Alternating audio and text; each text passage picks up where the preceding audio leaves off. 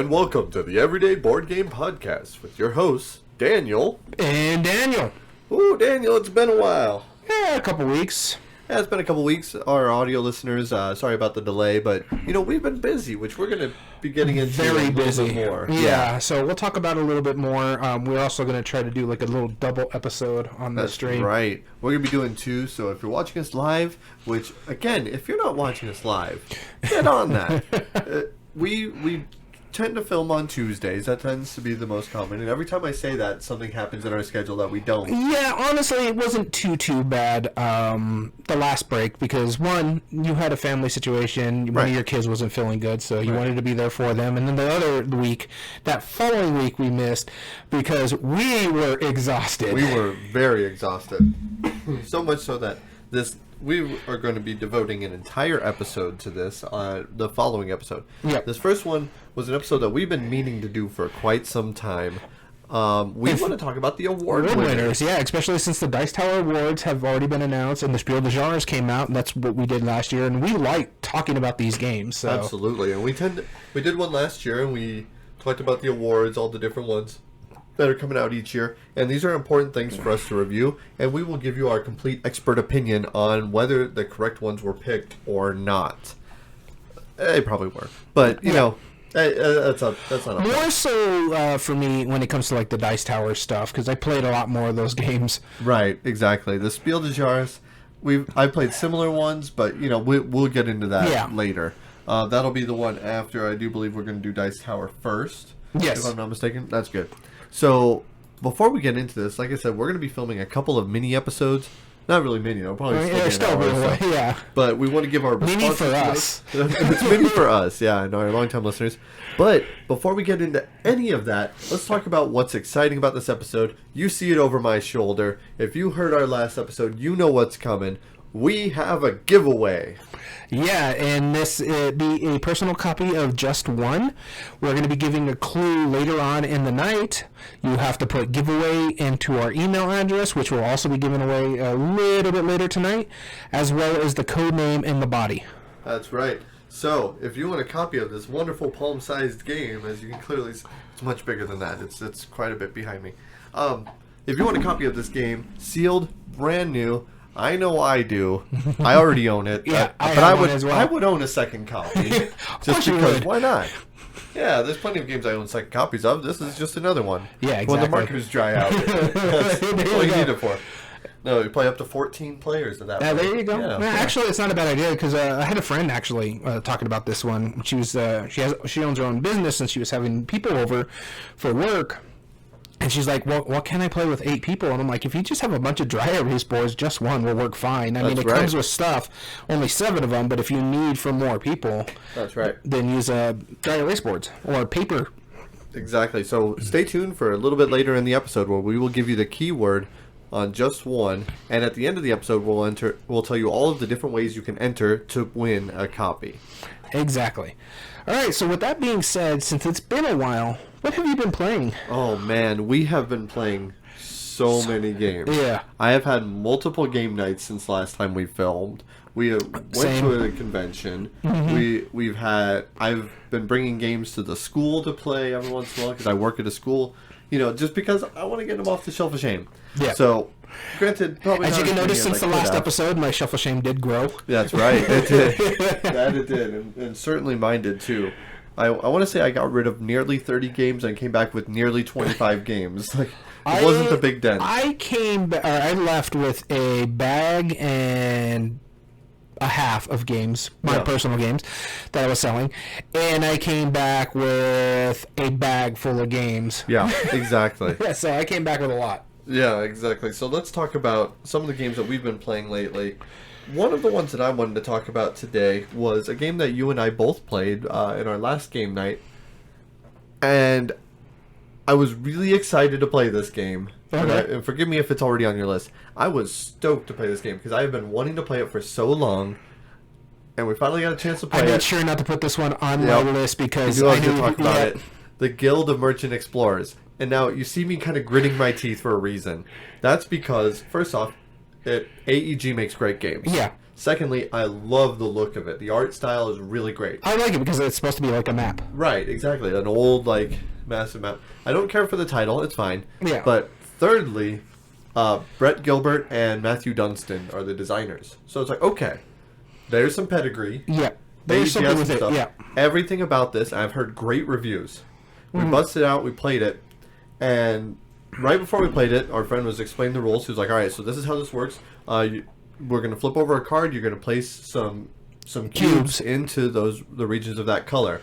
And as soon as he said that, you and me looked at each other like, oh, no. wait, there's Those different colors on this? Like, I could see the desert. That's in the Yeah, water. the desert was fine. The desert and water were obvious, right? Yeah. But the mountain and the grasslands, I don't know. To the point my wife over our shoulder was helping us.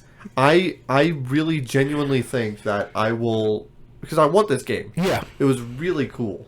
It was a really good game. No, outside the color issue, I loved this game. It was really good. Right. I must have been burnt because I was tired after we played the other game that I think you're going to talk about. I don't know what you're talking about. No idea. The other merchant game? No.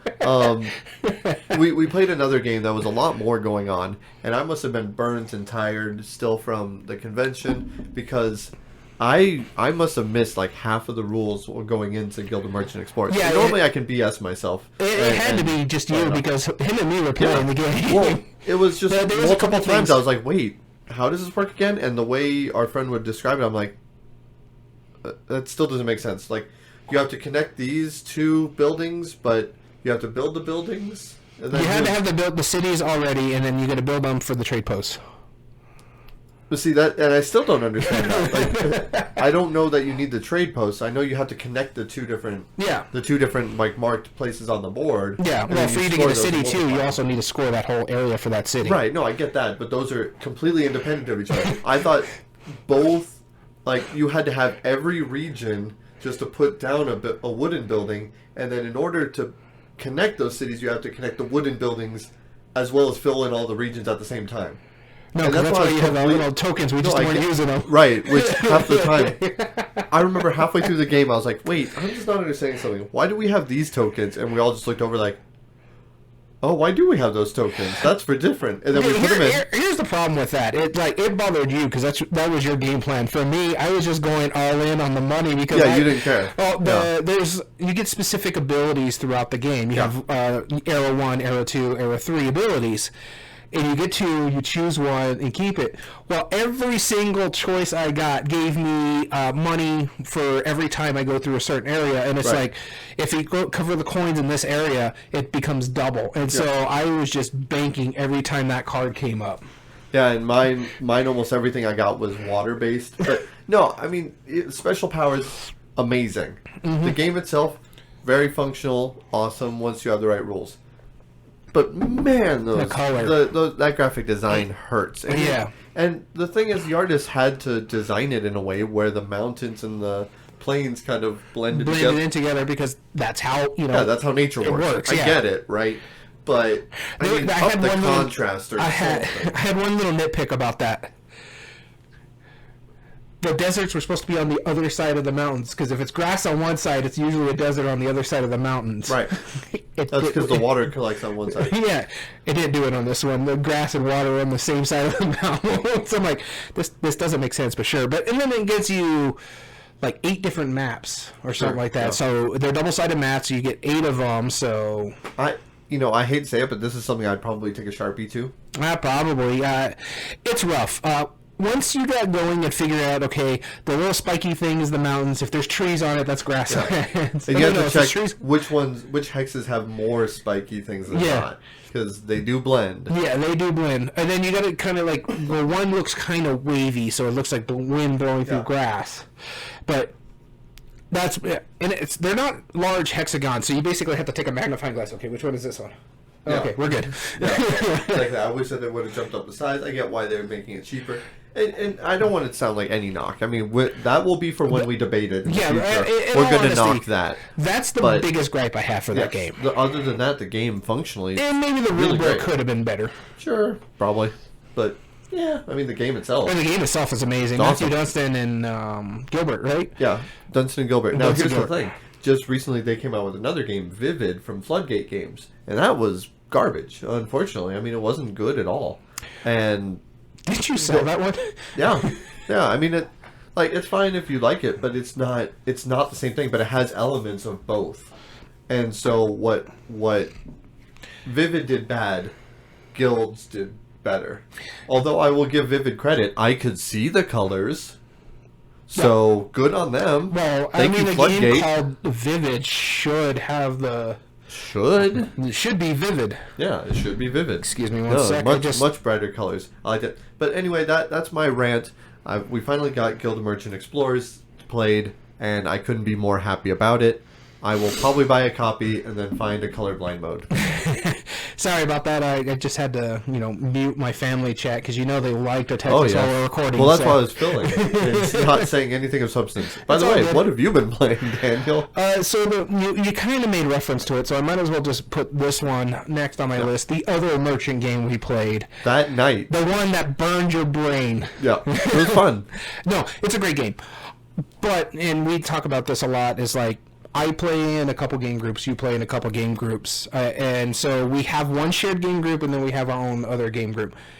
I don't need a copy of this for my other game group, and so I am happy that one of my friends has it, our mutual friend Dom, he has it, because this is heady for as colorful this game is, and doesn't look like it's supposed to be this massive, but I will say this does asymmetry so good. What's the game? And that's Merchant's Cove. Merchant's Cove. This is probably the best asymmetrical game I've played in a long time, if not the best. Because it does everything well. It's the best one I've played. Yeah. Hands down. What I really liked about it is that not only were we playing the same game when it goes into the second phase, in the first phase we were playing our own little, hey, let's do this, but we were doing it in turn order too. So like I was doing a worker placement, dice manipulation, dice placement game. You were playing some time shifty, like Takedo style. Yeah, some weird like worker placement rondel kind of thing. Kind of a bit of a rondel. Yeah, it was quite interesting. Our mutual friend Dom, who brought this one over, he was playing with the life spinner. Yep. Yeah, he had a spinner. That was so ridiculous. It was so weird going in and out. And I know. It's been so long since we were like, judges, is this on the line? Like, he had to ask us, and we're like, just respin it. Man. Yeah, exactly. We're not gonna... We're beyond this now. I need a judgment over here. But notice the base box. I think there's 5 or 6 that come in the base box at Merchant Cove. There was 2 or 3 we didn't see. Yeah. And honestly, like I was telling him, I would play this game again. I don't know if I'd play someone else because I don't want to learn something else. I know this one. I just want to play the blacksmith now. Well, that's one of the things about our game nights is that we specifically ask, like now the way we function now is that we have one person who picks the games for each week. Yeah. And it's up to them to teach the games and learn the rules, and that's fine. You can't do that with Merchant's Cove. Like, you have to hand them the rule book and just go, like, here you go. Here's game night, guys. Read a rule book for a bit. Like, come on. And it took us a while just to get over what we were doing. Because, like, you guys ready to play? And like, no, hold on. What the heck's this reference? Who, where? What? What's going on? But when we started playing it, and this was the longest game of the night, I think it took us like 2.5 hours to play this one. Yeah. But it was worth it. I really liked it. It wasn't my favorite of the night. I do have to say the one you just talked about was my favorite of the night. Really? Okay, yeah, this was my favorite of the night. I really liked that. I can't remember what the first one was either. Last Bastion. We lost. We didn't even know we lost. It's just like all of a sudden we were like, that has not changed my opinion about Ghost Stories at all. We lost and we're like, oh, we should have lost 2 turns ago. That sounds about right. Let's put away the stuff.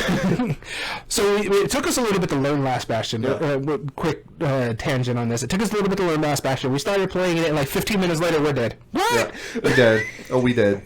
Yeah, if I'm going to play anything like that, I'm going Siege of Rundar now.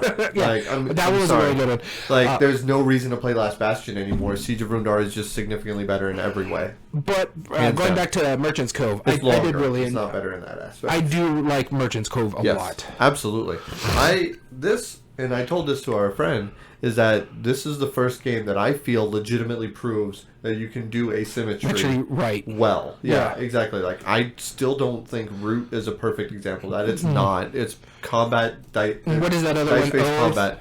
Oath, I have no idea. I haven't played it. The original one, Vast, way too long. Oh, that was too complicated. Yeah. But I do have to say... That's the only reason people don't complain about it is because they've never completed a game. It's like a Monopoly. Yeah, pretty much.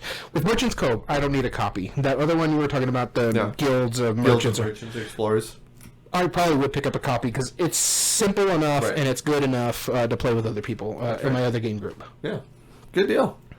All right, the next game that I wanted to talk about was a cooperative game. It's a re-theme of one that I already own, so now I had the second copy of it. Mm-hmm. And this is Plankton Rising. Oh, yeah. So I finally got this to the table. Didn't get it too long ago, but I bought it on sale, thinking my kids would really enjoy it. They were SpongeBob fans for many years. Mm-hmm. I didn't hate it, but that was past when I stopped watching cartoons, so...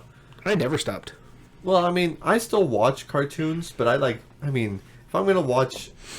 My generation was right behind that, like Doug, Rocket Power, Rocko's Modern Life, Kablam, all of those. Angry Beavers. Angry Beavers, Cat Dog, like all the good stuff, right? That was the best generation of cartoons. It's up there. That was towards the later one when I was watching cartoons. Right. My generation was like Spider-Man, the animated series, Batman, the animated series, Teenage Mutant Ninja Turtles. Yep, exactly. That's why I'm a big comic book fan, because of those cartoons. Right, and I feel like that makes sense, right? Like if they made X-Men. I own every comic of Rocco that they made, so... What, all of one? No, both of them. No, I think there was a series of about 4. Ian McGinty actually illustrated them. Okay. So, yeah, Nickelodeon did a thing with that. But, where am I going with this? Plankton Rising. It's a remake of Thanos Rising, which is a remake... which is also re-implemented in Star Wars. Eater's Rising, Star Wars Rising... There's like 5 others. I don't know. The Batman Who Laughed Rising. Batman Who Laughed, yeah. And I think they announced another one or something. Yeah, I heard something about that. Yeah. Either way, they're all the same game, more or less. Still a great game. This one, it is easier, by the way. Well, I think the implementation of Plankton Rising is the implementation of Death Eater's Rising. Oh, I believe that. It's because they're both Death Eater's Rising was a simpler implementation of Thanos Rising. Right. Okay, that makes sense. The way this works, the biggest functional difference is because you've played Thanos Rising. You know how there's the 3 regions and you roll a die and then that determines where he rotates and then which ones he activates? This one did away with that entirely. You don't roll a die for Plankton. There's a board that has 2 halves. It's either the kitchen or the dining area. Oh, okay. And you flip over a card and it will immediately tell you which ingredient gets the piece to it. And then you move him to one of those halves of the board. And sometimes he'll actually go back to his own restaurant, and you just remove him, and he doesn't activate anything. Okay. So, automatically it's a third much simpler easier. Than Death Eater Rising, because like in Death Eater Rising, the Voldemort character, he's on there's like a sideboard for him. Mm-hmm. Yeah, exactly. So this one, it's easier, but at the same time, we played a 4-player game, and man, I think we lost. I don't remember. But sounds about right. We got destroyed. Like, nobody was rolling what they needed to. Still heavily luck-based.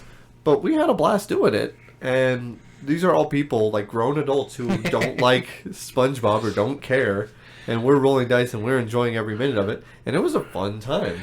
I've been tempted to buy this one because my wife likes SpongeBob, but I already have those 2. Does she like those 2? Oh, she loves those 2. Then there's no reason to own the SpongeBob version. Yeah. Honestly, like I get why people would, and that's if they have kids. That's why I bought it. Yeah. But I don't feel the reason to own both now. I do kind of want the Star Wars version eventually, just because out of all of the themes, that is my favorite. Yeah. But the only problem with the Star Wars one, you have to import it. Yes. Yeah. Along with Star Wars Carcassonne. Mm-hmm. Anyway, but I will eventually. But yeah, Plankton Rising. Good fun time. Great for families. Great cooperative game. Any of the Rising series I do recommend. Mm-hmm. But if you have kids and you want them to play games, Plankton Rising is a good one. The thing is, I do want to pick up one more Rising game, even though I have 2. Yeah. I want to get the Death Eater Rising, because a friend has talked about hiring me to do game nights for her company. Yeah. And basically, you like Marvel, here's Marvel. You like Star Wars, here's Star Wars. You like Harry Potter, here you go. Just options, pretty much. They should. You know what they should do? Huh. Mordor Rising.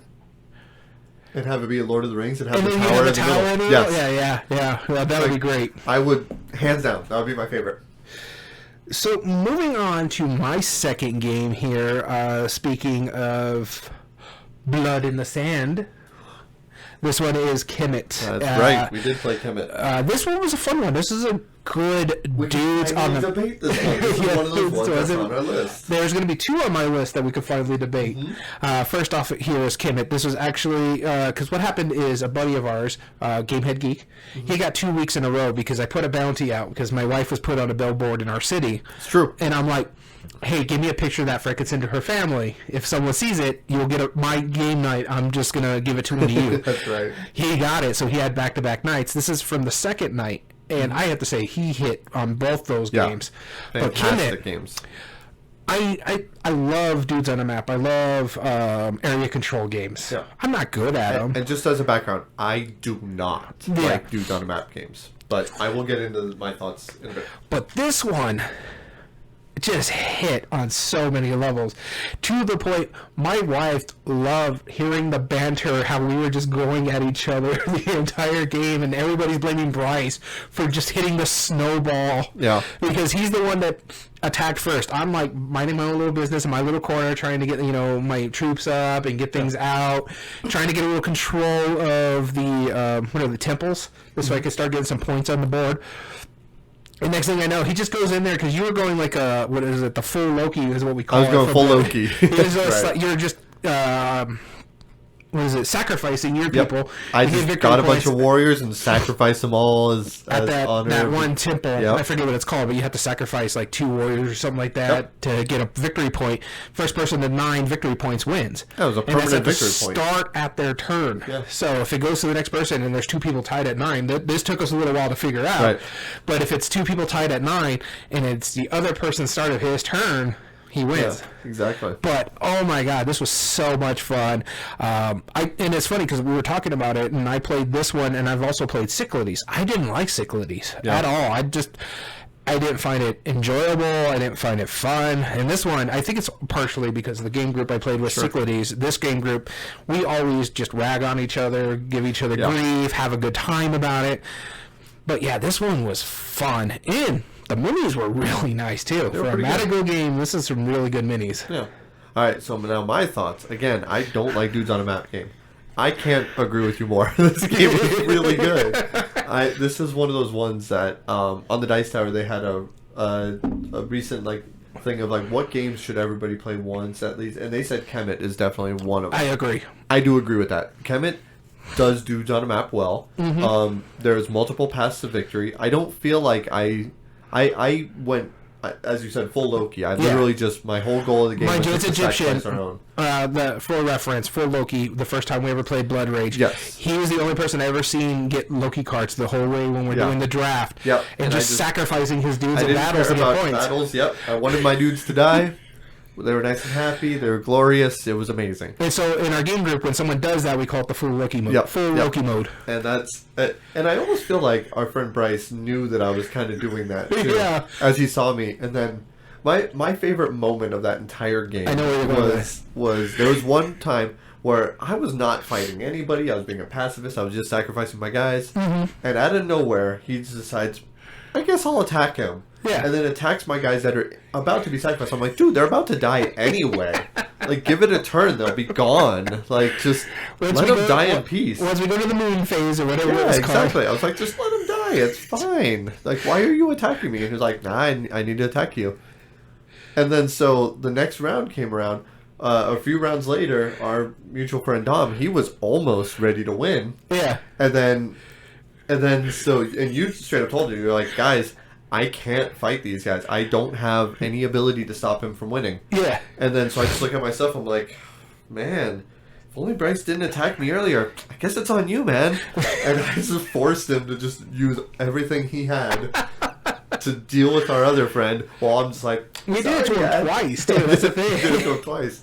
And that's a perfect example of those memorable moments that we're aiming for. And then another thing, my favorite part of that game is when Bryce went in there to attack you in that area to sacrifice your thing, and he lost the battle. There was never a time that I initiated a battle and I won every single time. Yeah. It was ridiculous. Oh, man. I even won battles. Bryce lost that battle. It was totally worth it. That's when we found out that if you don't have any warriors, regardless of whether you win, you don't... You don't You don't gain the reward. Yeah. It was so amazing. Oh, but it was such a good game. Yeah, Matago did really good on this one. Absolutely. Awesome.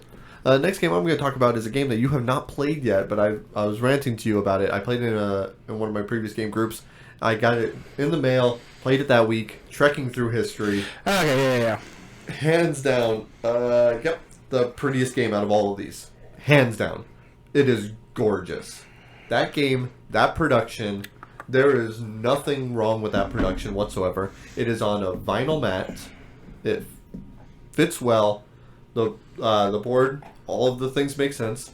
All of the icons that you get, they all have symbols on it. Mm-hmm. All of the tokens that match the color also have symbols on it. All of the reference cards, the itineraries that use those tokens, also have the symbols on it. They're all different shapes even on top of that. So you know exactly what you're going into. Everything's intuitive. It all makes sense. There's a lot of give and take, and it is just pure, good, simple strategy.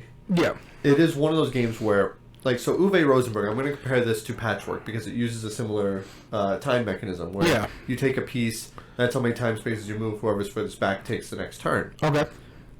In Patchwork, what you have to do is the tile you take will tell you how much time it takes, but you're also covering up your spaces.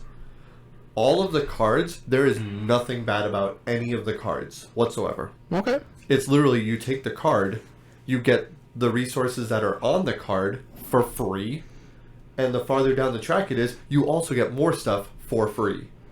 Normally it's like, oh, it's less of a penalty, like you pay less, like the prices become cheaper. No, it's just the better item you get. Okay. So on top of taking a card that you want for points, you're also getting resources that you want for your itinerary, and you're also getting more resources because of where they are in the track. Like, there's no bad in this. Like, what is this? It's so good. And you can even like bypass it. Like, let's say, because you're trying to put these cards in chronological order. So once I put like something that's at 1500, then I can't take anything 1499 and back, right? Okay. But there's a way, like if you're like, I'm just buying for time, I wonder what I can do here. You can visit an ancestor, one of your ancient ancestors, and it just takes you 3 time, and then that's it, and you get a wild token. But then you place it down, and you're like, yeah, it took me 3 times, but now I don't get penalized, and it counts towards the more cards you have in a single trek, the more points it's all worth as a group, and it's like cumulative. It gets more and more and more. So it's a benefit. It's not like super beneficial, but it's still like, oh, well, I need to pass my turn this time? Well, I'm not deteriorated. I'm just like, okay, I'll just take this card. It'll add some more points to me. Okay. I don't get as good of a benefit, but you're willing to do it. It's awesome. This game is so good.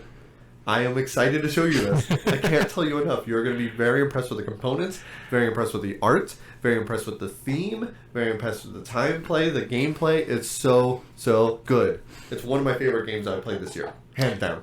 Cool. Hands down. My issue with it, well, not with it because I haven't played it. I've only played one trekking game, trekking through the national parks. Right. I like the game. I own the game, but it's just my wife and our friends were like, it's fine, but it's too simple. It does it. Okay, so I'm not going to say this is more complicated. Yeah. There is way more meaningful choice in this, though. Okay. Trekking the national parks was basically Ticket to Ride, but you know that's basically what it is. Yeah. Realistically, it's nice. I like it. This is a whole different game. Oh, okay. There's the only thing that's similar between these is the word trekking. That's it. Okay. There's nothing else. I can't encourage this game enough. If you haven't tried this, you should try it. It's such a great family gateway game. It's awesome. Trekking through history. Nice. Well, I love history. And even on top of that, hold on, pause for a second. Even on top of that, the cards, they get shuffled up. Yeah, they get dealt face up. But if you look at it, like you might be like trying to like trade spices with the Egyptians. They have history on the back, like a paragraph explaining what this event in history is and why it's important. So you're gonna love it even more. And there was times where we legitimately went, "Who is this person?" Oh, like how dare you make us learn? How dare you? We're not here to be educated. Like it was so worth it. It made learning fun. Thanks for ruining my segue, talking about history. I'm so sorry. I got really excited because I forgot about that little nuance that they added on. It's great. Because I really enjoy history, and so the next game I was going to talk about is actually a historically based deck builder. Oh, okay. I'm sorry about that. And that is Imperium Classics. I've played this solo, and I've played this two-player. Now, if you like deck builders, I recommend you play this, unless you don't like heavy Euros. Because this is a heavy deck builder, because there's a lot of moving parts in this game, including when you have to reset your deck, because there's going to be a time where you add cards to your deck, and that's the timeline, basically, for you to go from the barbarian state to an empire. But if you've already done it, and there's a piece on a cardboard piece on it, then you can't reshuffle. You just reshuffle what's in your discard pile instead of adding a new card, so it kind of slows you down. But you got to pay attention to that aspect.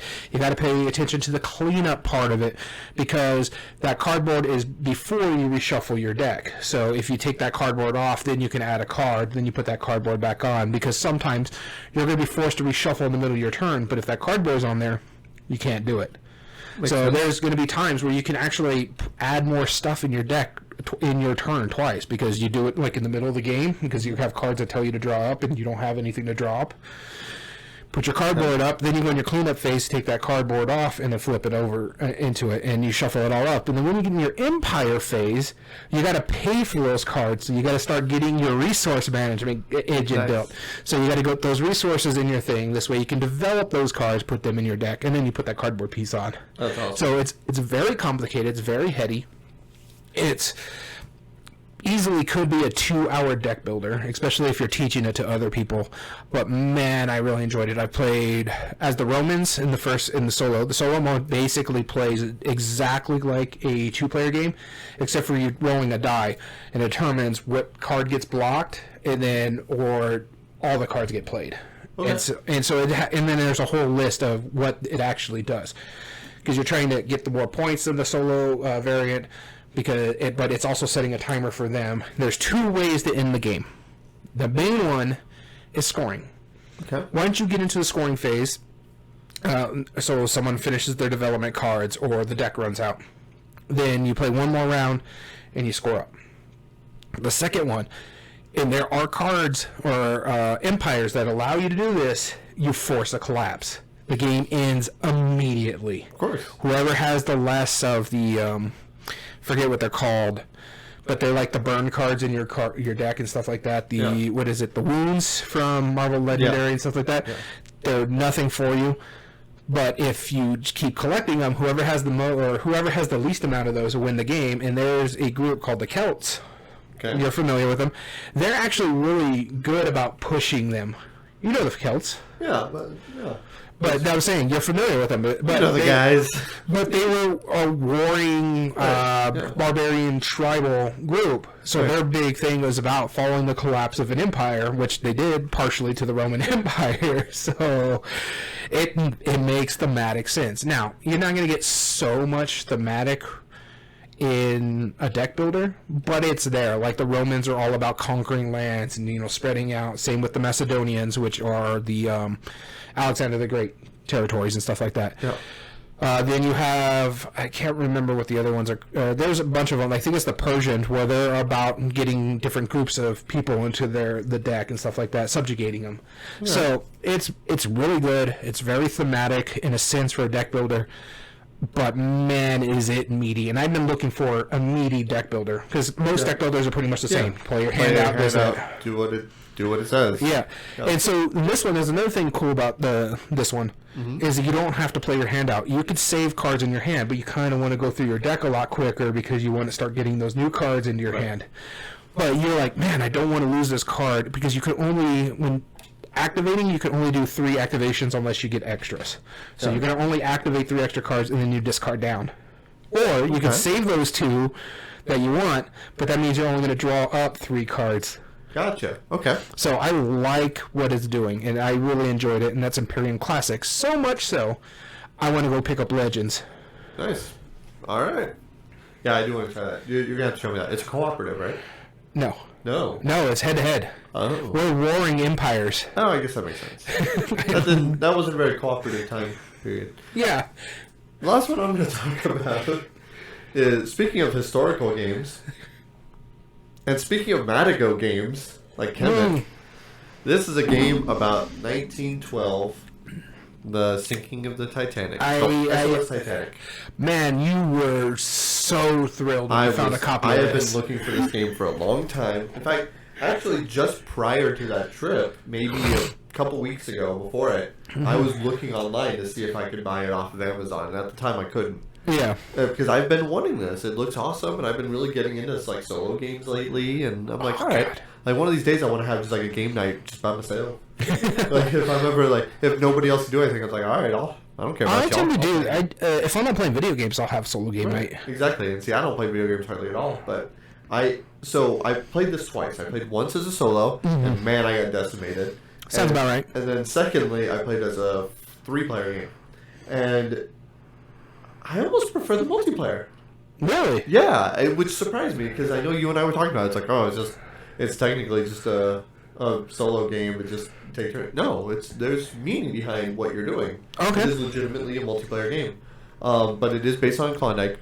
There was only one problem that we had with it, but it's like Klondike Solitaire with I was gonna say, make sure you with special abilities. Because I didn't even know it was called Klondike Solitaire. I always called it Solitaire. Right, exactly. Right. No, but the original Solitaire is that weird like peg thing where it's missing the corners. Yeah. You have to like get them in. Not the triangle one. That's based off of it, but it's like a square thing. I know what you're talking about. Yeah. Anyway, look into it. You'll see what I mean. It's called Solitaire, but the one that on the computer it is the card base. It's called Klondike Solitaire, and this is based off of that. But you have abilities. And quite a few differences. Like you have first class and second class. They won't intermingle whatsoever. Sounds about right. Sounds about right. The first class is the same size of suits as a standard deck of cards, 13. Whereas the second class is up to 17, so it adds like 4 more per color. Jeez. Which already makes it difficult. But again, it doesn't matter. Like I get it. This is first class, second class. You bring them out. What they did differently in Solitaire, if you're familiar with the computer game or the card game, you flip over like 3 cards and you have to use the top one and place it out if you can, but then while maneuvering stuff in between. Yeah. This, you are either going to do the very first thing you do on your turn is maneuver stuff around, and then you take an action or play an action card or attempt to save passengers. Okay. And so playing an action card is literally just that. You play an action card, do its ability, hopefully that helps you. Otherwise, if you're trying to save passengers, here's the catch to it. Each of the character abilities has a number of passengers they can attempt to save on one turn. So you can draw up to that many cards, and I say up to for a reason. Like let's say mine says 4. I can draw 1, 2, 3, or 4. There's a reason you might want to do fewer. But let's say I draw 4. I can only save one of them. Ooh. And it doesn't matter if they were on top or not. You just flip it over. You can choose one. Even if you can play more, you can choose one to save and place out. So first off, that's one reason you might want to pick fewer, because every time you flip through the deck, and you have to reshuffle, the Titanic sinks a little bit more because you're taking so much time. Okay. But anytime you pull your maximum allotment of cards, or any number of cards, and you bust, then you have to flip that page over, and there's 10 pages. And so the rows actually start depleting.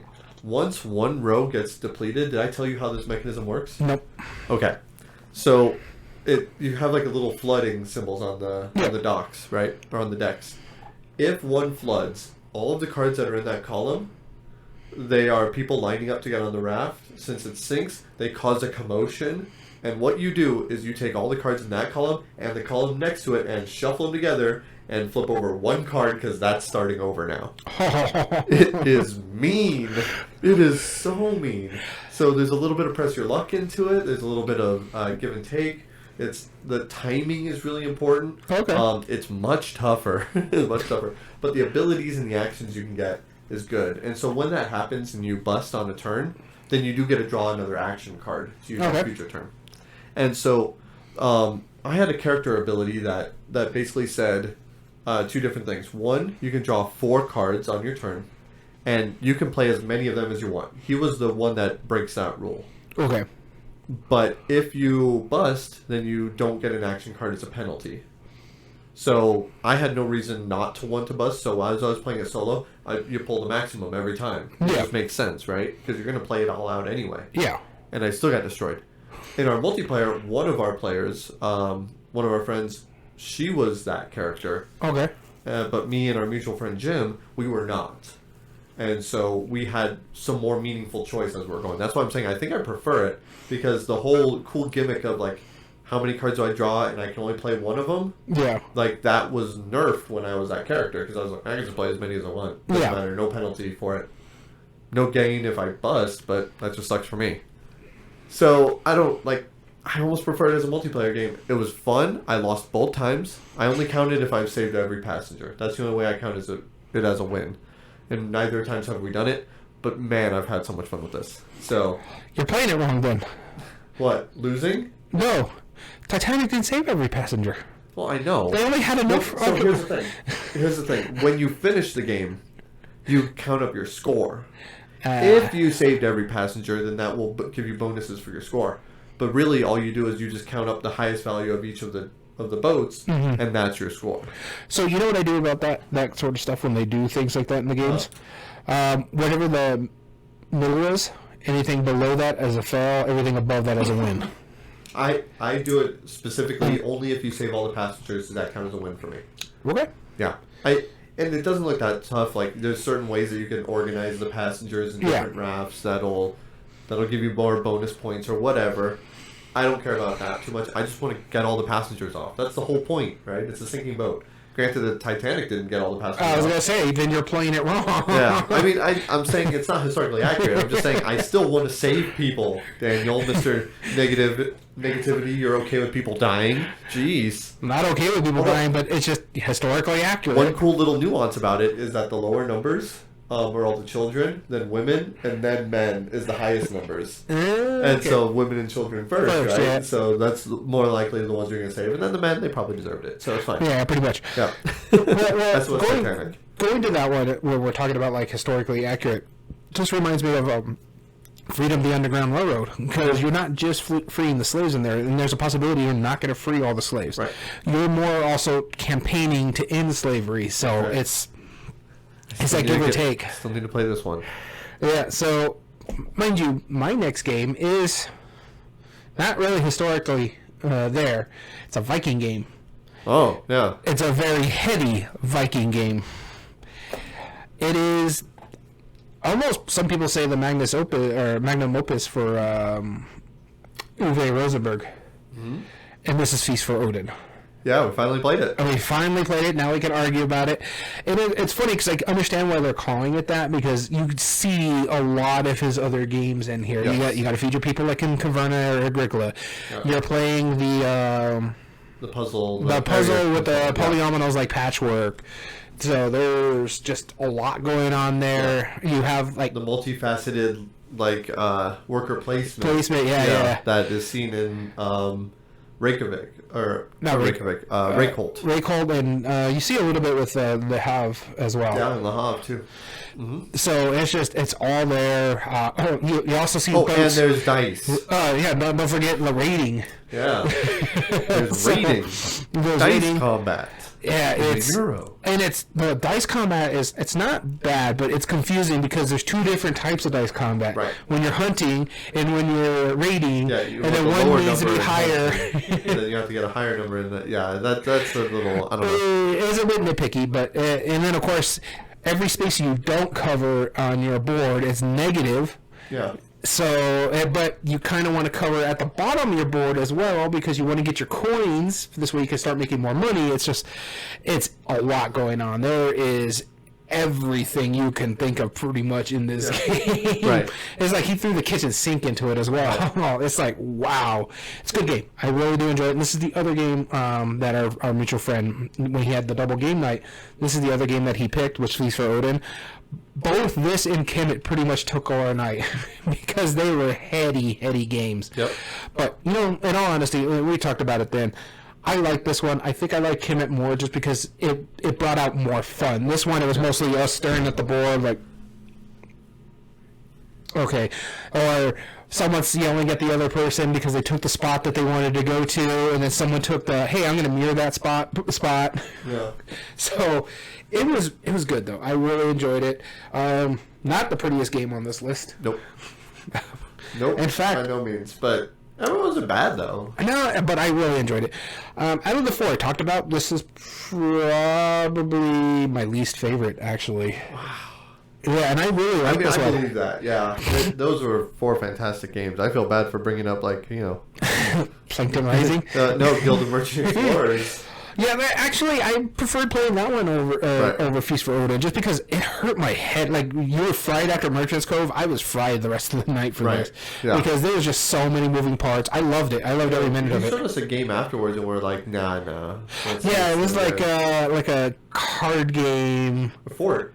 No, Fort was after Kemet. 4 was after Kemet. That wasn't too bad. It was the other one, like, I'm right, you're wrong, or something. It was, some take that game. Yeah, it was... it was even bad for that. I don't know. That was probably the worst game we played that game night for a while, but it was more of, he had to get it off his shelf of obligation, because I think it was his review copy. Oh, yeah, okay. That is a shelf of obligation, huh? Yeah. It's less of a shame shelf. Yeah.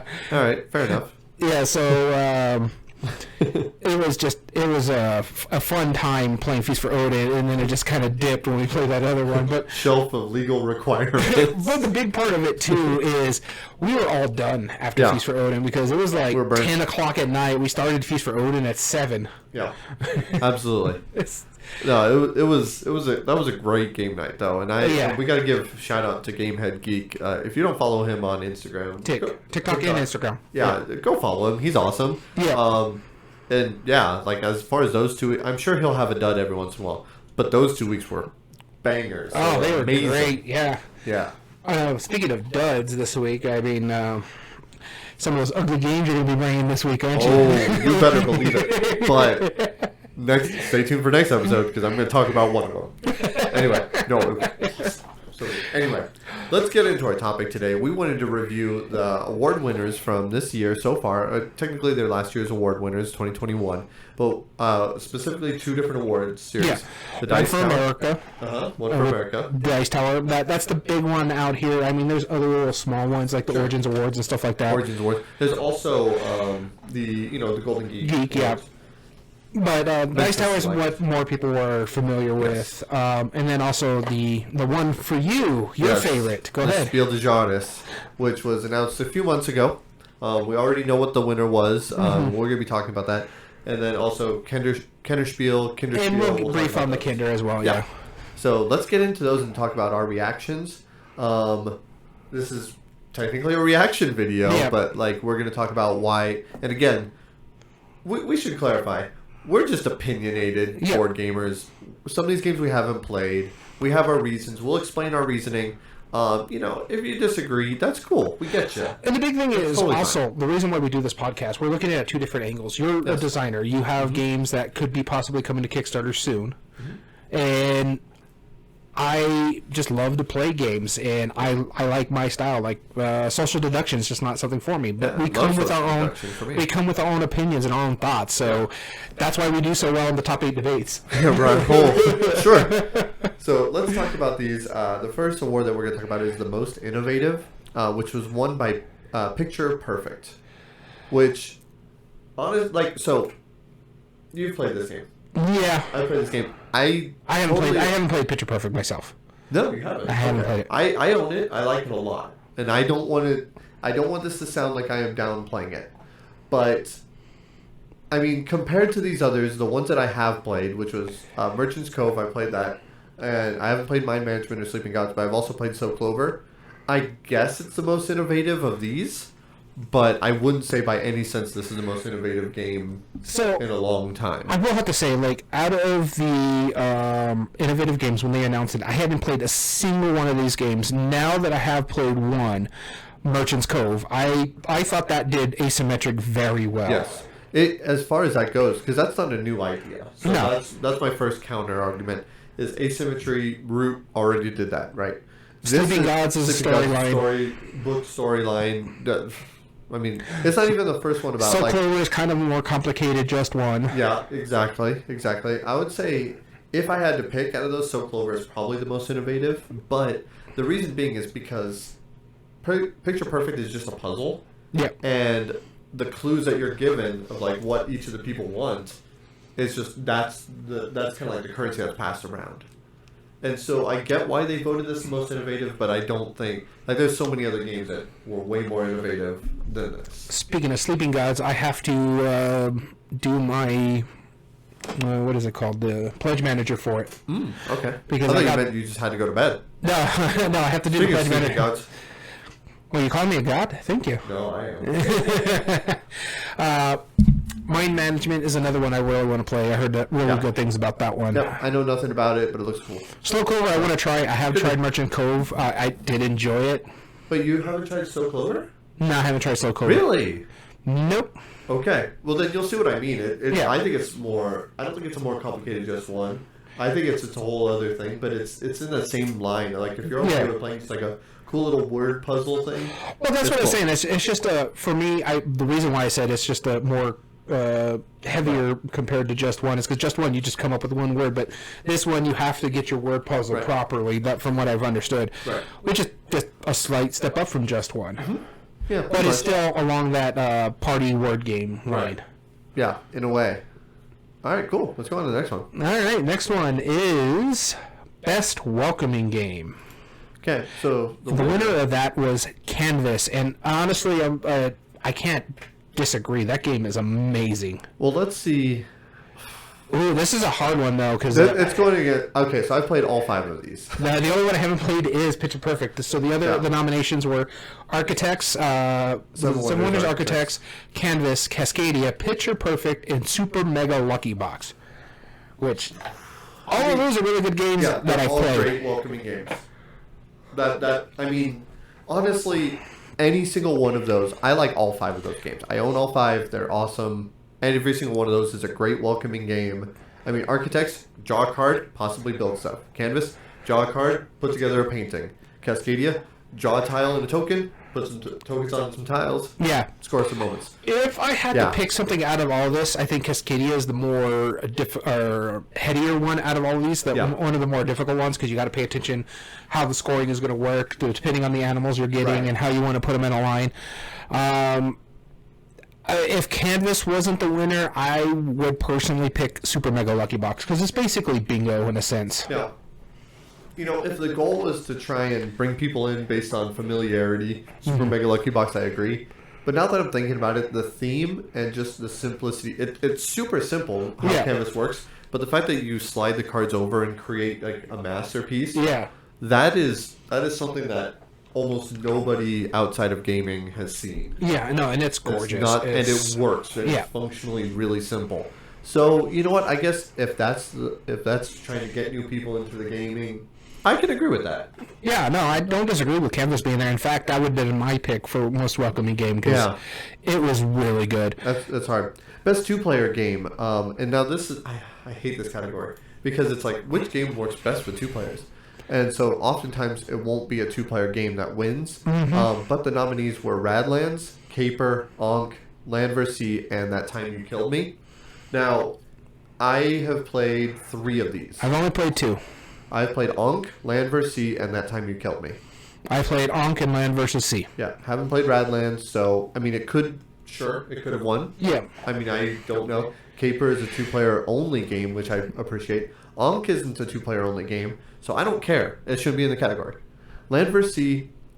It technically can hold more players. 1 to 3 players. Yeah, but it's a 2-player game. It was a 2-player game. Really. It's a good 2-player game. Yeah. That Time You Killed Me, I love that game. It's so That's good. a 2-player only game. Like, that is a 2-player only Land game. and Sea, Radlands, and That Time You Kill Me, and Capers. Those are all 2-player games. I'm not even... I know it can go to 3 players. Land versus Sea. Don't play the 3-player. I heard the 3-player is pretty interesting. It's the... Yeah. I don't know. No, it's the 4-player. It's 2 to 4. 4, yeah. 4 players is 2 teams of 2, which is dumb. Yeah, so it's 2-player only. Yeah. And Ankh... I guess the only reason they like it as a 2-player game because it doesn't have that stupid merging. Yeah, I like that. I think that's cool. I get it, but it's kind of weird and complicated. Yeah. And then the people who do get merged, they're only playing half a game each. Right. So. Right. Exactly. Which is a little bizarre, but yeah, okay. I guess I can see it. My pick out of those. The winner, by the way, we did mention is Radlands. Yeah, Radlands is the winner. That Time You Killed Me would be my pick. My pick out of the ones I've played, though I do want to try Caper, is Land vs. Sea. I really did enjoy that one. Cool. All right, our next one is Best Theming. So the nominees for this one was Ark Nova, Final Girl, Horrified American Monsters, Roll Camera, the filmmaking board game, and Sleeping Gods. And I agree with the winner, and I haven't even played it yet. Final Girl, from everything I've seen, I've watched it play. I'm waiting for my copies to come in. It does thematically fit. Yep. Because you're playing the final girl in a horror movie. Right. So it makes sense. Ark Nova, yeah, you're building a zoo, but... It's not thematic. It's there. It's a great game. It's pasted on. Yep. Horrified. They did it better with the original. Yep. Never played Roll Camera. It's a really smart idea to have a game, about filmmaking, rolling dice and stuff, like worker placement. Dice worker placement is an awesome. I think that's a smart theme that they came up with. Knew you were going to go there. Yeah. So I can see why it was nominated. Yeah. Is what I'm saying. And then Sleeping Gods, I haven't played it, so I haven't played it, but I heard it's really good. This is when we were talking about Feast for Odin for Uwe Rosenberg. This is Ryan Lockett's. Yeah. Right. But as far as theming goes, I can't argue against that. Yeah, I haven't even playing it. Yeah, haven't even playing it. Just watching it play, it's just like, yeah, no. When it's that engaging with watching somebody play a solo game, that's a sign. Yeah, no, so I really, really enjoyed that one. And next up, Best Strategy Game. So the nominees are... I feel like we're... Anyway, it's Anno 1800, Ark Nova, Furnace, Maglev Metro, and Terraforming Mars Ares Expedition. The winner of that was Ark Nova. I have played 3 of those. I've only played 2. Mars, Ares Expedition, and Furnace, and Ark Nova. Furnace is the one I want to play. Everybody's talked about it and says it's really good. I just haven't been able to get it because the 2 times that it's been played in our group, at least the one time it did get played in our group, I couldn't go to that game night. You know why I'm going to say Furnace would not have won this category, or should not win this category? It's a much better tactical game. Okay, makes sense. Every round you add one more link in the chain to make your potentially perfect engine work. That you have to plan per round, not by the full game. Okay, Ark Nova, makes sense. You can plan the full game. Yeah, no, I think Ark Nova should have won this one, even the ones I have, because it was one of the few I've played. But Anno 1800, it looks okay. It's actually based off a strategy video game by, I think, Ubisoft, I want to say, did it. Sure. I've seen bits and pieces of it played online, but Maglev Metro, I want to try it because Ted Alspach, but... Yep. No, I didn't like Suburbia. I haven't tried Boston's King Ludwig, but I want to try it because he's a well-known person. Yep. Furnace is the one I do want to try. Yep. And Terraforming Mars Ares Expedition. I was impressed by this one. I liked it. Group didn't like it. I prefer the main game, so. Yeah. All right, moving on from strategy game, Ark Nova, of course, once again, the winner. I really enjoyed that one. With it. And best solo game. Do we even need to see the nominees? It's Final Girl. It's Final Girl. Yeah. Ark Nova, actually, no. Oh yeah, Ark Nova, Cascadia, Hadrian's Wall, and Sleeping Gods. Yep, that's the only one that's actually a solo game. All right, let's move on. I don't disagree with that. That's 100%. Best reprint. All right, so those nominees were Galaxy Trucker, Great Western Trail, Kemet. That Blood in the Sand was the one we played, right? Yeah, that's the Summoner Wars and Ticket to Ride Europe. Yep. The 15th anniversary. So I played all 5 of those. I've actually played all 5 of the games. I haven't played the reprints, Right. I've only played 1 reprint. Well, 2 reprints. And I hated Great Western Trail. We played Galaxy Trucker. We played Galaxy Trucker. I didn't like Kemet. that. I played the original Summoner Wars. I liked it quite a bit, but still. Yeah. Ticket to Ride is an amazing game, but as My far pick as would have been Kemet. Yeah, I probably would have picked Kemet too. My personal favorite is Ticket to Ride, but I understand why Kemet won. Yeah, no, Kemet didn't win. Great Western Trail won. Oh. Nah, this is done. Now, Kemet I should would win. not have picked Galaxy Trucker. I don't like that game. Nope. It was fine. I feel bad for our friend Gamehead Geek because he's really looking forward to it. And then We all were. yeah, We all were looking forward to it, and it was such a letdown. yeah. I was not a fan of it. That was not It one of his best. yeah.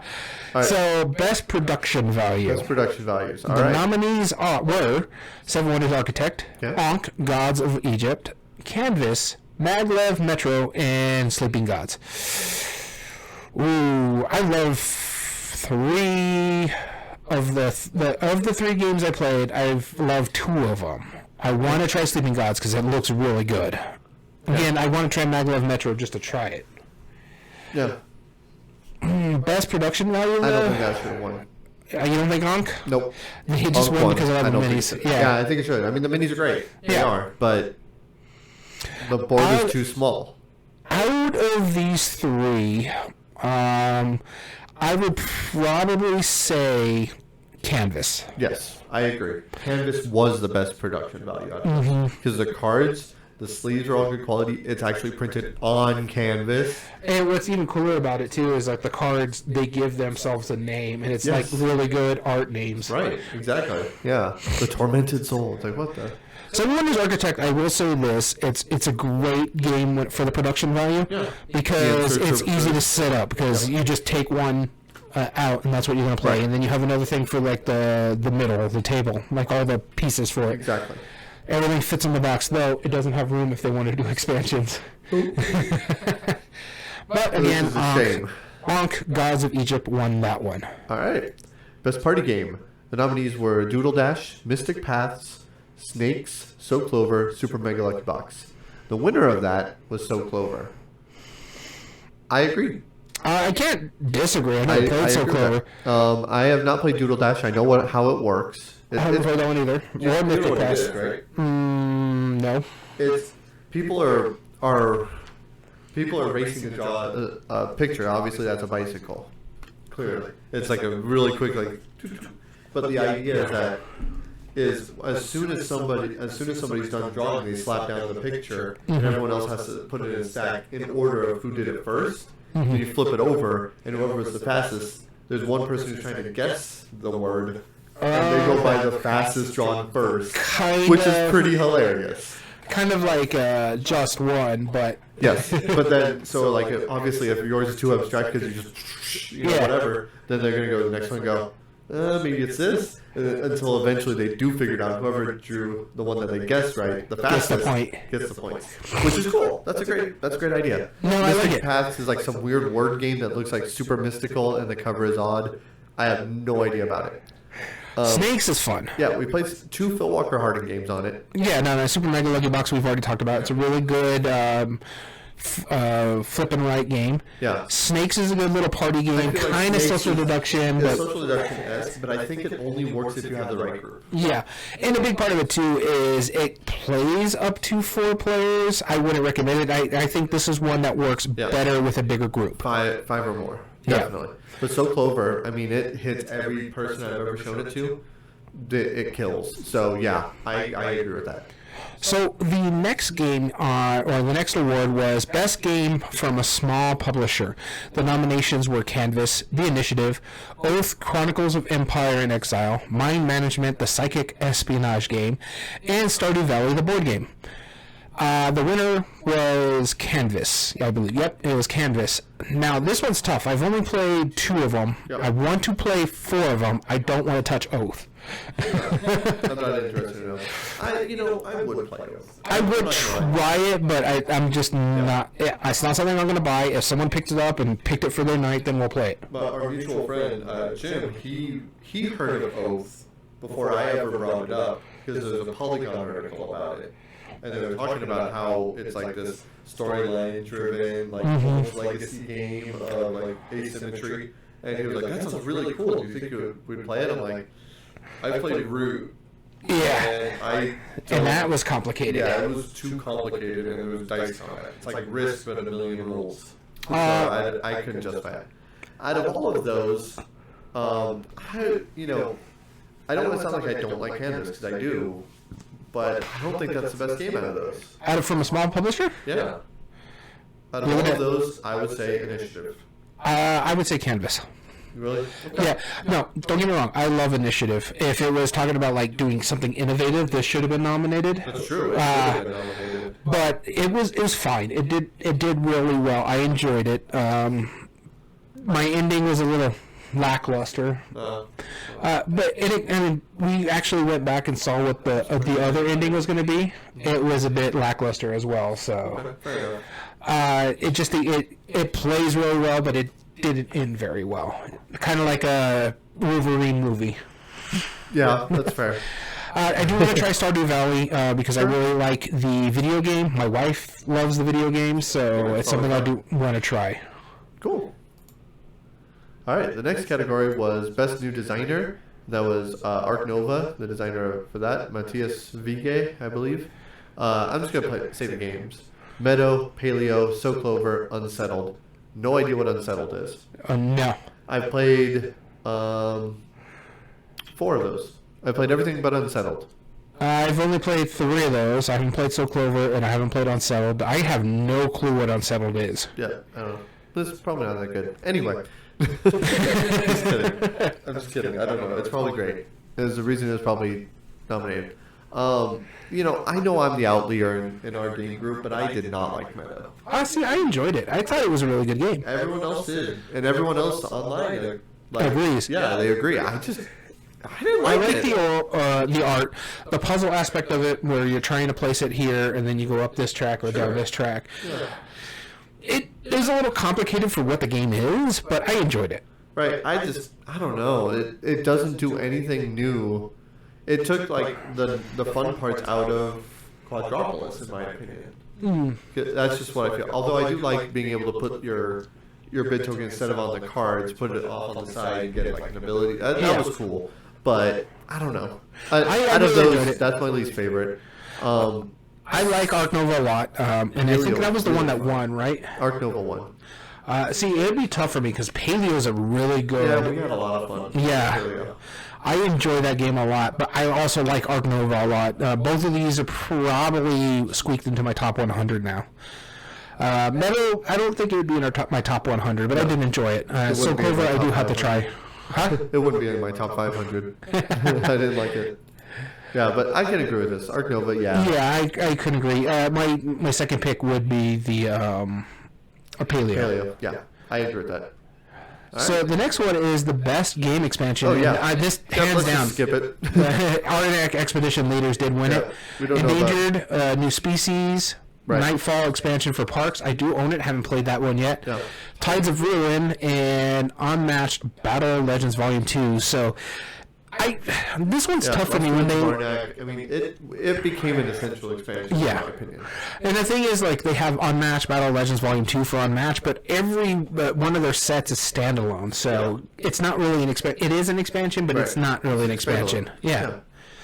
So I get why it's there, but no, I don't disagree. Lost Ruins of Arnak should be there. Best cooperative game. The Adventures of Robin Hood, Paleo, Sleeping Gods, Slow Clover, and Unfathomable were the nominations. What is Unfathomable? It's like, is that the remake of Battlestar Galactica? Okay. And then the winner was Sleeping Gods. Okay. Adventures of Robin Hood, I haven't played. I own it. I just haven't busted it out lately or yet. Paleo, again, we just talked about it. It's really fun. Sleeping Gods, we want to try. We haven't played. You love Slow Clover. I do. And Unfathomable. My issue with Unfathomable, and I haven't even played it, was the fact that they didn't do anything to help limit the time. Yeah. Battlestar Galactica, I heard, was a very 3-hour game, and don't get me wrong, I can enjoy epic games, but sometimes with that, especially when it comes to like a social deduction style game, because you're trying to find out who a traitor is and stuff like that, 3 hours would drag. Yeah, you wouldn't care after 3 hours. Yeah, exactly. It's like just in the game. Yeah, that's why the Clue the movie wasn't 3 hours long. Nobody would want to leave. They don't care. All right, best game artwork. Okay, Canvas is the winner, but Ankh, Bitoku, Canvas, Meadow, and Sleeping Gods were the nominations. Yeah, Canvas needs to win. Canvas wins that one, but I'll say this. I know you don't like Meadow, but it had some great art on it. Yeah, it was pretty. Sleeping Gods, Ryan Lockett always does really well with his art. Yeah. I don't know anything about Bitoku, and Ankh should not even be nominated. Yeah. Because it's more minis than art. There's a little bit of art on it. Yeah, well, that art is pretty. It's very good art, but Canvas is the art game, so And that's a given. we're at the big one, Game of the Year. So there are 10 nominations for this. There's Seven Wonders Architects, Arc Nova, Hadrian's Wall, Cascadia, Maglev Metro, Meadow, Mind Management, Merchant's Cove, Sleeping Gods. And the winner was Arc Nova. So we did talk about all these. Seven Wonders Architect, we both like that one. We both like Arc Nova. I understand why it won because it's a very good game. I like the zoo theme on it, but it's not thematic. Cascadia is a really good one. Hadrian's Wall I haven't played, but I heard that is like next level when it comes to rolling right. Yeah, it looks fun.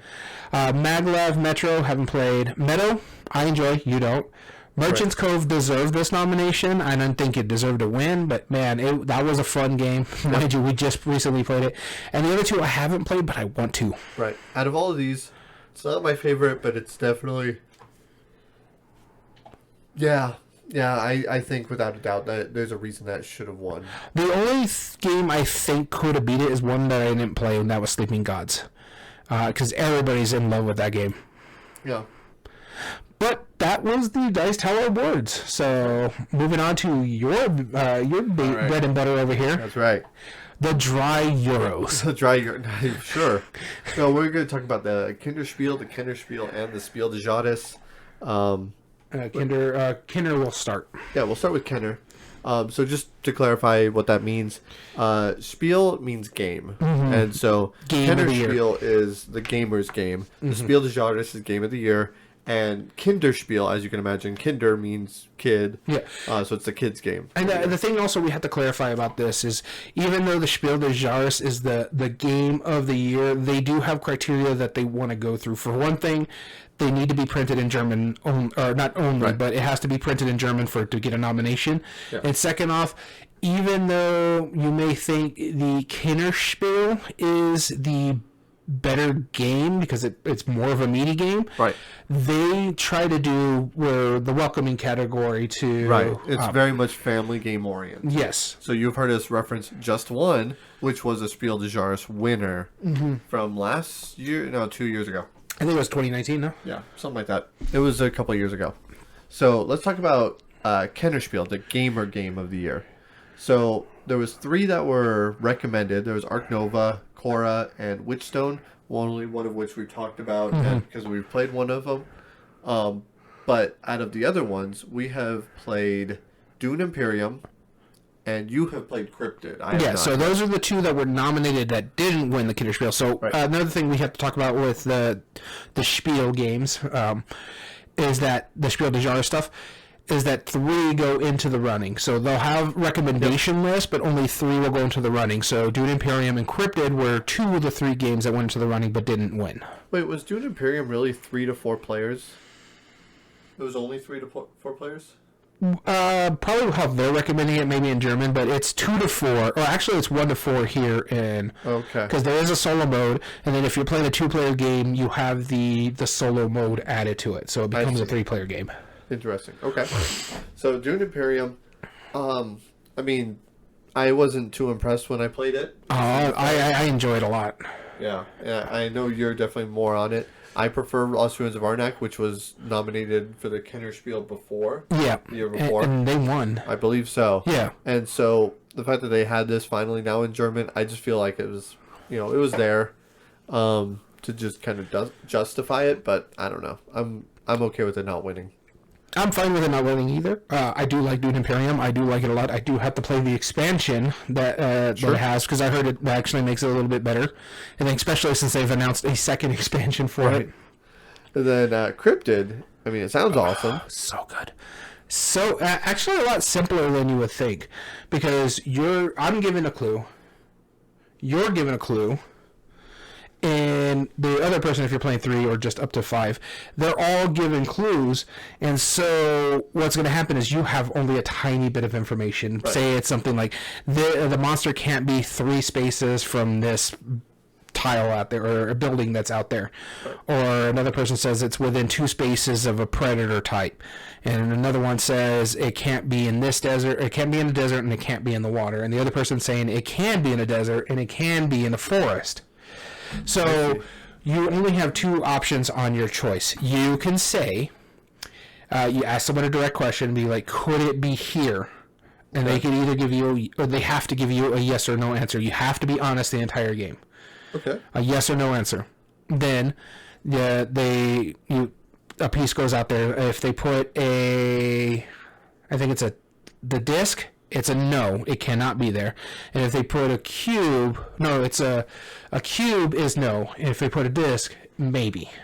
Okay. If you ask them outright, I think the monster's here, and then it goes around in order, and if everybody puts disc, you win because you found where the monster is. You pinpointed what everybody's clue is because there's only one space on the board that it could be. The other thing is, whenever you ask a question, they put the cube. You have to also put something out where you're telling them it is not here. And so it's very heady because you're trying to think, okay, well, I know what my clue is, and I know it's going to be in the general area for where these are, but I'm trying to pinpoint what everybody else's clue, and everybody zeroed in when we played it on my other buddy's clue, Angel. But the thing is, we clued into it wrong because you have the information. It tells you on the back, like, these are what could be the clues. And so we zeroed in on what his was, but we were all going for the bears when his predator was the mountain lion or the cougar and stuff like that. And so we were all just focusing on one side of the board, and he's like, I got it. And he ended up winning because he found the one place. It's a great game. I would not have been shocked if it won. Yeah, I can understand that. I haven't heard too many deduction games as far as the Kenner Spiel goes. Yeah. So it kind of makes sense. The one that did win, though, is the one that neither of us have played. It's called Living Forest. Yeah, it looks awesome. It's basically, from what I understand, it's kind of like Mystic Vale without card crafting. So there's the same press your luck. It works essentially the same way as Mystic Vale does, except instead of that card crafting system that Mystic Vale uses, where you're making the cards better and better and better, you're actually just straight up deck building. However, each of the symbols, you're not trading it in a la Splendor style. Yeah. You're actually using them for different, like, almost like mini games, and different ways to score points in different ways. It looks cool. Honestly, I'm genuinely wanting to play it. And as soon as I find a copy, and I can afford it, I will buy it. Yeah, I kind of want to buy a copy, but yeah, I'm hoping it gets into like Barnes & Noble or something like that, because I have a Barnes gift card, and I also have an Amazon gift card, so let's see. Hopefully soon. Soon. Let's look at the Kinder Spiel. So, now, I haven't played any of these yet, but 2 of them are remakes of games that are already we're familiar with. Adult-oriented. Not adult and dirty minds, but more just for older audiences. Right. They weren't made as kids games. So there's Quacks & Co. and like Auction Clever or That's Pretty Clever Kids version. Both Wolfgang Warsch, neither of which won. Yeah. I mean, I want to try both of these because I like both of these games. Well, I think the reason Auction Clever is so successful because it's a Meteor roll and write. Making a kids version of a Meteor roll and write undoes immediate. And I'm sure it's yes and no, but it's still like. I think because it's like color or.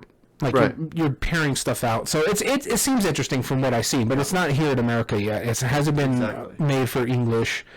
Same thing with Quacks. Quacks & Co. I saw the review for it, and that's a race game at this point. You're all going along the same race, which is pretty interesting. It looks cool. And then the one that did win, Magic Mountain, that one I own and I have played. It's awesome. It's really fun. I mean, it's a cooperative dexterity game. Okay. Which is, I think, 2 mechanisms that always need to be put together. Cooperative dexterity. The way it works is you pull a marble from a bag and it has 1 of 5 colors on it. And there's this path that weaves in and out, and the board has this really thick inlay to where you put the marble at the top and it starts rolling down until it either gets all the way to the bottom, which would be bad for you, or it hits a witch. Now, there are 2 different types of witches. There's good witches, which is what you want to get to the bottom, or bad witches, which is what you don't want to get to the bottom. Okay. Whichever group gets their entirety to the bottom first wins, and so you're all working towards the good witches. So you drop this marble down, and it goes tung, tung, tung, tung, tung, until it hits against a witch piece.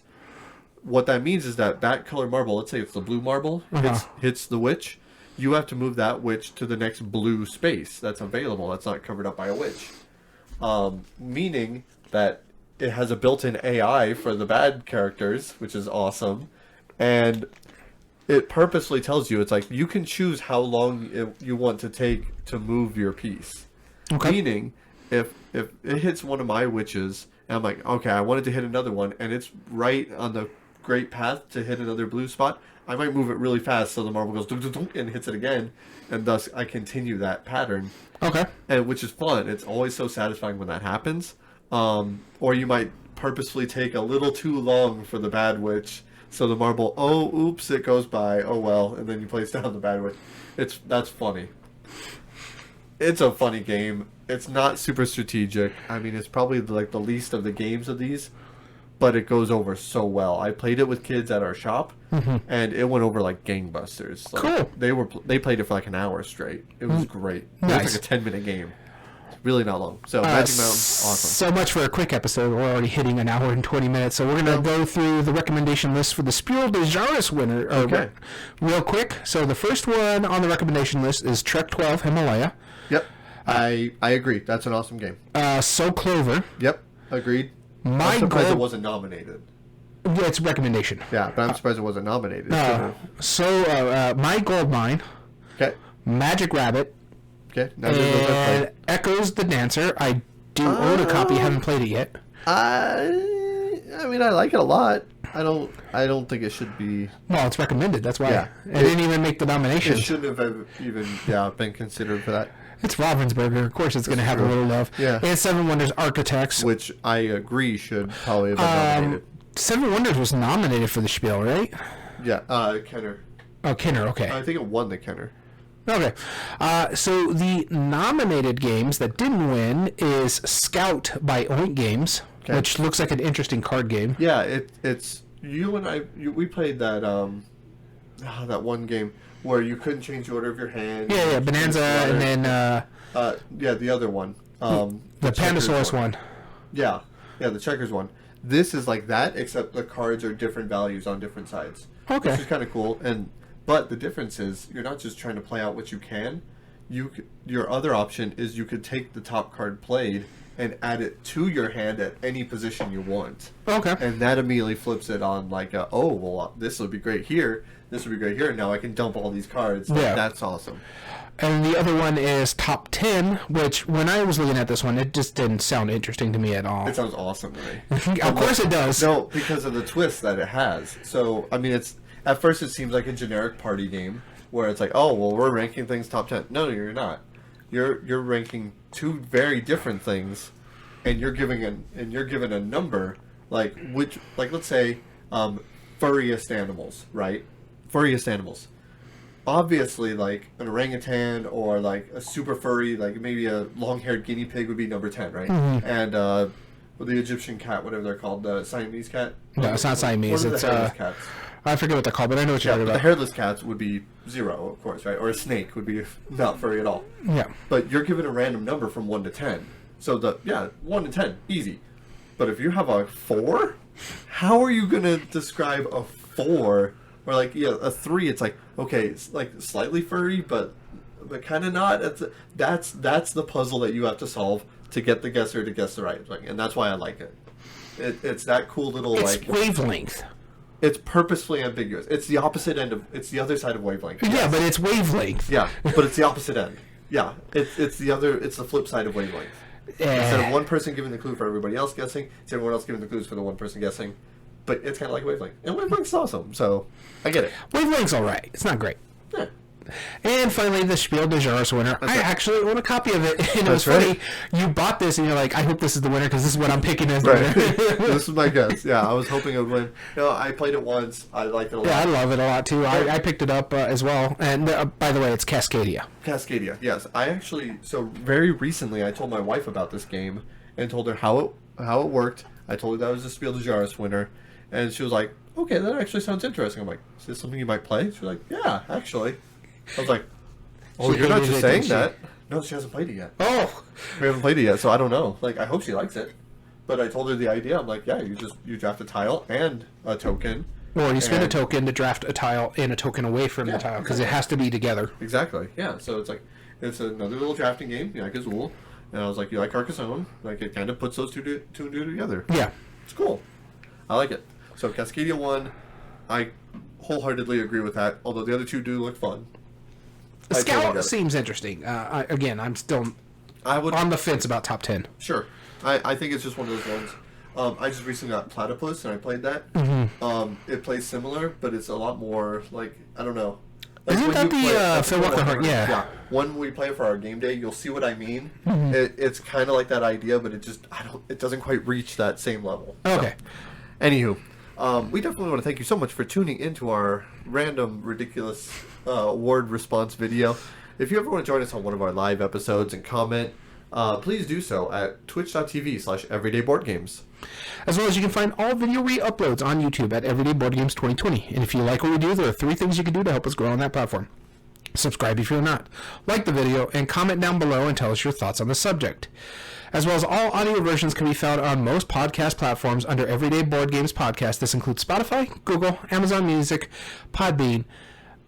And so we're just mentioning this real quick.